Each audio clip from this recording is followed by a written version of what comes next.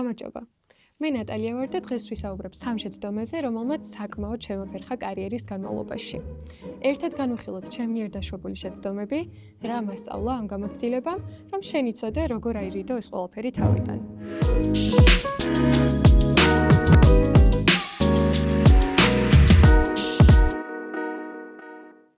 Facebook-ზე არის ონლაინ საზოგადოება, Facebook ჯგუფი Women for Women, რომელშიც ხშირად ვაკეთებ ხოლმე გამოკითხვას ჩემი YouTube-ის თემატიკასთან დაკავშირებით. ზუსტად ამ გამოკითხვის შედეგად აღმოჩნდა, რომ ყველაზე საინტერესო ჩემი გამომწერებისთვის იქნებოდა ჩემი მიერ დაშვებული შეცდომების განხილვა. შეცდომა ნომერი 1. ფულთან არასწორი ურთიერთობა. როდესაც პირველ ნაბიჯებს ვდგამდი კარიერაში, რა თქმა უნდა თავიდანვე მჭირდებოდა ფული, მაგრამ მეგონა რომ ფულის დამსახურებას ძალიან დიდი შრომა სჭირდებოდა. ყველაფერი იდეალურად უნდა გამეკეთებინა იმისთვის, რომ ვინმესთვის ფული გამომერთმია. ეს მიდგომა საკმაოდ დიდხანს გამყვა კარიერის განმავლობაში. ყველაფერს ვაკეთებდი ან უფასოდ, ან ძალიან დაბალფასად. ამან გამოიწვია ის, რომ დამსაქმებლებიც შეეჩვივნენ ამ ყველაფერს და მაშინაც კი, როცა ჩემს საქმეს ყველაზე კარგად ვაკეთებდი, იდეალურად, უკვე აღარავინ იყო მზად იმისთვის, რომ გადაეხადა ჩემთვის შესაბამისად. ერთ-ერთი საქმიანობა, რითიც თანხას გამოვიმუშავებდი, იყო ხოლმე ტრენინგების ჩატარება. ამაზე სულ მახსენდება ხოლმე ერთი ამბავი. მე მყავდა ძალიან ახლო მეგობარი და დიდი ხნის საქმიანი პარტნიორი, რომელმაც ერთხელ დამპატიჟა კახეთში ტრენინგის ჩასატარებლად და ზუსტად იმდენი თანხა გადამიხადა, რამდენიც მე მოვითხოვე. მაგრამ სრულიად შემთხვევით ტრენინგის ჩატარებისას ხელში ჩამივარდა პროექტის გეგმა და ბიუჯეტის ფორმა. და აღმოჩნდა, რომ მე რაც მოვითხოვა, იმაზე 5-ჯერ მეტი იყო გაწერილი ანაზღაურება. მაგრამ ჩემმა მეგობარმა მეტი არც შემომთავაზა, იმიტომ რომ არ მომითხოვია. როგორც აღმოჩნდა, ბევრად მეტი თანხის გამომუშავება შემეძლო ამ პროექტით, მაგრამ ჩემსავე გონებაში არსებულმა ლიმიტებმა შემიშალა ხელი. ასეთმა მიდგომამ ერთის მხრივ გული დამწყვიტა და მეორეს მხრივ შემოსავლის გარეშე დამტოვა. ახლა მოდით განვიხილოთ ეს სიტუაცია და შევხედოთ ამ ყველაფერს დამსაქმებლის მხრიდან და დასაქმებულის მხრიდან. ასეთ დროს დამსაქმებელმა შეიძლება ჩათვალოს, რომ დასაქმებული ვერ აცნობიერებს საკუთარ რეალურ ღირებულებას, არ იცნობს ბაზრის საჭიროებებს და შესაბამისად ის არ არის კვალიფიციური. დამქირავებლები ხშირად ფიქრობენ, რომ ასეთი კანდიდატები მალევე მიხვდებიან თავიანთ შეცდომას, იმ შემთხვევაშიც კი თუ აიყვანენ პოზიციაზე, აუცილებლად შეეცდებიან, რომ იპოვონ უკეთესი დამსაქმებელი, უკეთესი ანაზღაურებით და უკეთესი პირობებით და მალევე დატოვებენ კომპანიას. დამსაქმებლები ყოველთვის ცდილობენ, რომ თავიდან აირიდონ ეგრეთ წოდებული turnover-ი და არასტაბილურობა კომპანიაში, ანუ თანამშრომლების ხშირი ცვლა. შესაბამისად, თავიდანვე დასაწყისშივე ცდილობენ ხოლმე, რომ მსგავსი კანდიდატები არ აიყვანონ პოზიციებზე. დამსაქმებელი ყოველთვის ცდილობს დაზოგოს თავისი ხარჯები და გაზარდოს თავისი მოგება. შესაბამისად, შენ თუ შესთავაზებ იმაზე ნაკლებ ანაზღაურებაზე მუშაობას, ვიდრე მას შენთვის განსაზღვრული აქვს, დიდი ალბათობით ან დაგთანხმდება და მეც თვითონ არ შემოგთავაზებს, ან შეგევაჭრება და კიდევ უფრო ნაკლებზე შეთანხმდებით. ამ ყველაფერს შევხედოთ დასაქმებულის პოზიციიდანაც. წარმოიდგინეთ, რომ დიდი ხნის განმავლობაში ასრულებთ საქმეს, რომელიც არ შეესაბამება თქვენს ანაზღაურებას. ეს აუცილებლად დროთა განმავლობაში იწვევს უსამართლობის განცდას. იმ შემთხვევაში, თუ ძალიან დაბალ ანაზღაურებას თანხმდებით, რაც ჩვენ საჭიროებებს ვერ აკმაყოფილებს ცხოვრებაში, ხშირად გვიწევს რამდენიმე სამსახურის ერთდროულად მოძიება. ამ შემთხვევაში მივდივართ გადაწვამდე. ეს ყველაფერი თავიდან რომ აირიდო, კარგად მოიკვლიე შრომითი ბაზარი, დაადგინე რა ღირს თვიური და დღიური შრომა შენს პროფესიაში, დათვალე შენი საჭიროებები და განსაზღვრე, რამდენად გიღირს ამ საქმის შესრულება. დამსაქმებელი იმაზე მეც არასდროს შემოგთავაზებს, რამდენსაც შენ მოითხოვ. საკუთარი ინტერესები თავად უნდა დაიცვა. ყოველთვის თავდაჯერებლად მოითხოვე ის თანხა, რასაც მიიჩნევ, რომ იმსახურებ. თუ ვინმეს თქვენ მიერ შეთავაზებული თანხა ცოტათი ბევრი ეჩვენება, არ მოერიდება და საბოლოო ჯამში აუცილებლად მიხვალთ კომპრომისამდე. ამიტომ არასდროს დათანხმდე პირველ შემოთავაზებას და თუ შეთანხმება ვერ შედგა, ამაზეც არ ინერვიულო.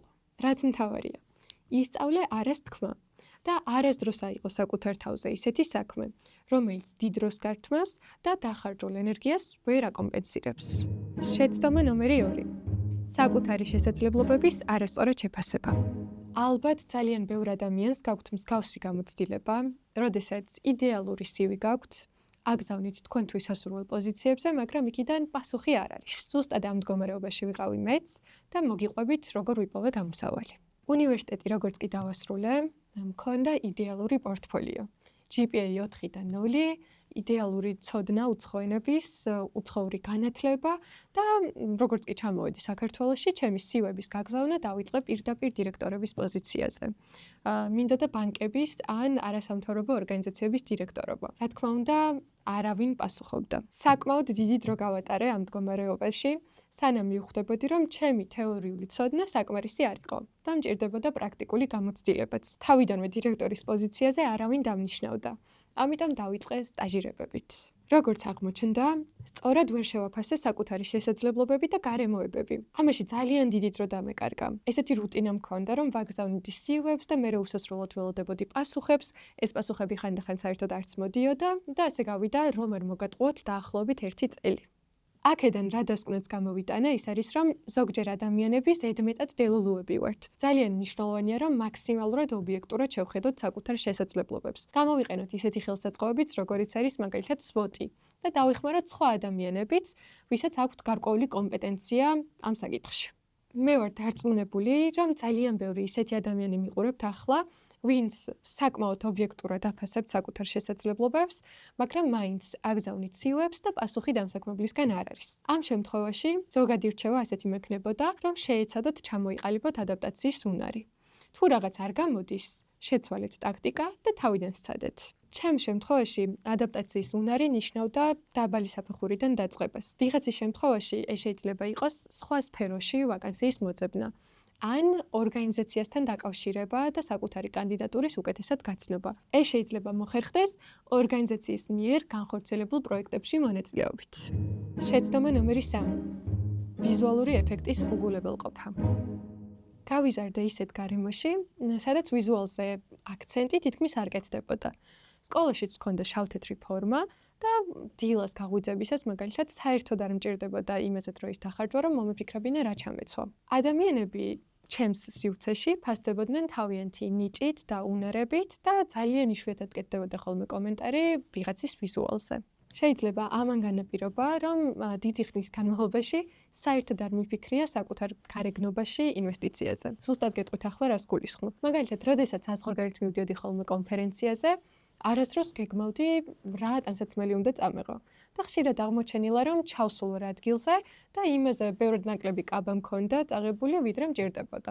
მაკიაჟის გაკეთება არ ვიცოდი. თმის გასწორებაც ცოტა ხნის წინ ვისწავლე. და რაც მთავარია, თითქმის არ ვფიქრობდი დრესკოდზე. ცუდად არ გამიგოთ.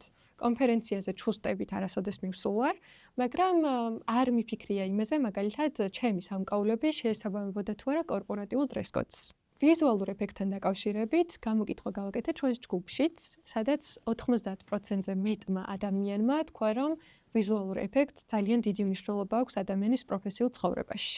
კვლევები ადასტურებენ, რომ ის ადამიანები, რომლებიც საკუთარ ვიზუალურ ეფექტში ინვესტიციას დებენ, გაცილებით მეტად არიან წარმატებულები, მეც გამოიმუშავებენ, მარტივად იღებენ სესხებს და უფრო მარტივად ცხოვრობენ. არსებობს ასეთი ტერმინი ჰალოს ეფექტი. რა არის ჰალოს ეფექტი? ჰალოს ეფექტი არის ტერმინი, რომელიც შემოიტანა ფსიქოლოგმა, პროფესორმა თორნკაიმმა. პროფესორმა სამხედრო ოფიცრებს თხოვა, რომ შეერჩიათ ჯარისკაცების სხვადასხვა პოზიციაზე. აღმოჩნდა, რომ ოფიცრებმა გადაწყვეტილებები ხშირ შემთხვევაში ვიზუალური ეფექტის საფუძველზე მიიღეს. ის ადამიანები, რომლებსაც ჰქონდათ ყველაზე კარგი აღნაგობა და ვიზუალური ეფექტი, დახასიათდნენ როგორც ყველაზე კომპეტენტურები და ყველაზე მეგობრულები.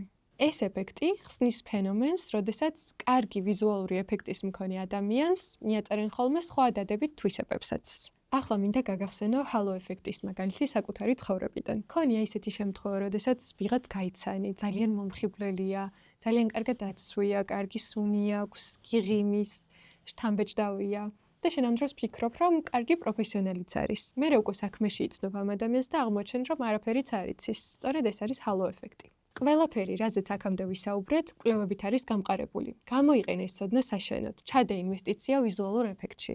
ისწავლე მაკიაჟის კეთება, მოძებნე სტილი, რომელიც გიხდება, ვარცნილობა, რომელიც შენი სახისთვის იდეალურია. იყავი თავდაჯერებული და ეცადე, რომ ვიზუალური ეფექტი შენი კომპეტენციების კიდევ უფრო უკეთ წარმოსაჩენად გამოიყენო. ეს არის იმ შეცდომების მცირედი ნაწილი, რომლებიც მე დავუშვი ჩემი კარიერის განმავლობაში. იმედია, ამ ვიდეოთი პატარ-პატარა სირთულეებს მაინც აგარიდებთ თავიდან და თუ ეს ასე არ მოხდა, არც ეს არის პრობლემა, რადგან როგორც წინა ვიდეოში აღვნიშნეთ, შეცდომები წარმატების განუყოფელი ნაწილია. ახლა წავედი, ჩემს აზრებს უნდა მოვუყარო თავი და შემდეგ ვიდეომდე გემშვიდობებით.